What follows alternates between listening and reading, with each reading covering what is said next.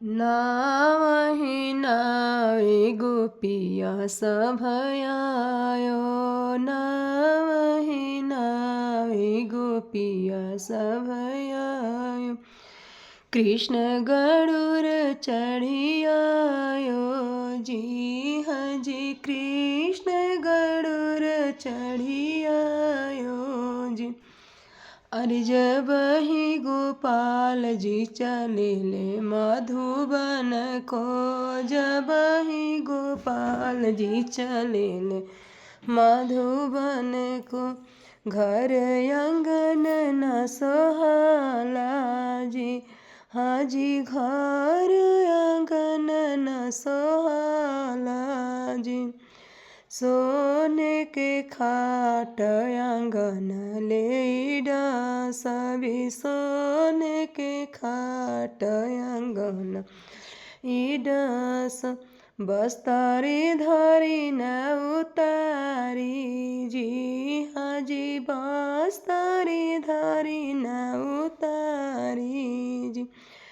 झांझर गेरुआ गंगा जल पानी झांझर गेरुआ गंगा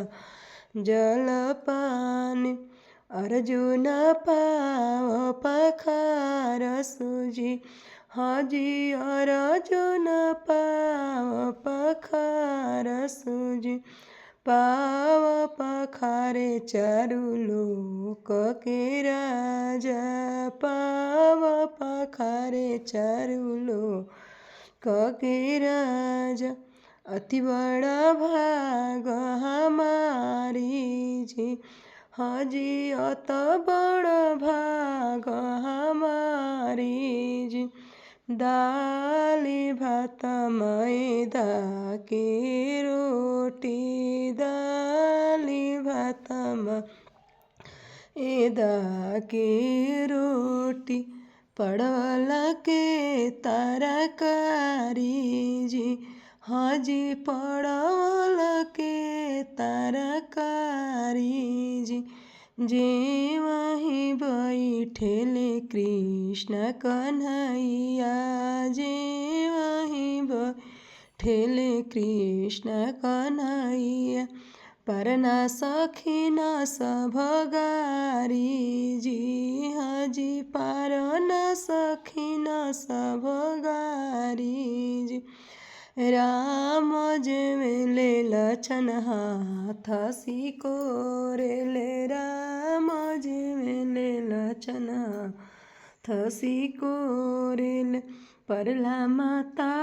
जी पगारी जी हाजी माता जसोदा जी पगारी जी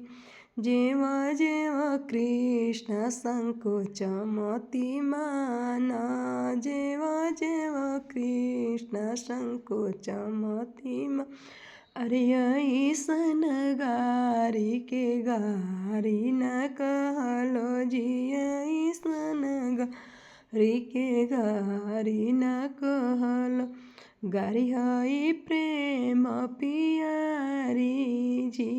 हाजी गारी हई प्रेम पियारी जी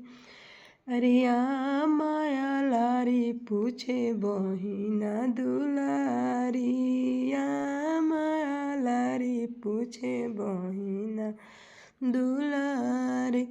कहना लालना सगसोरी जी हाजी कहना लालना सगस अरे का हम कहिया मायापन सगसोरी सासू के आताना बड़ाई जी हाजी सासू के आताना बड़ा अरे सासू से सरहजी बड़ी प्यारी सासू से सरहजी बड़ी प्यारी साली है गंगा जल पानी जी हाजी साली है गंगा जल निजी नवही माँ से कृष्ण हमरा को खीरला नवही माँ से कृष्ण एके कोखी रहल कबहू न कोइल बड़ाई जी हाँ जी कबहू न कोइल अरे एक ही राती कृष्ण गइल ससुरारी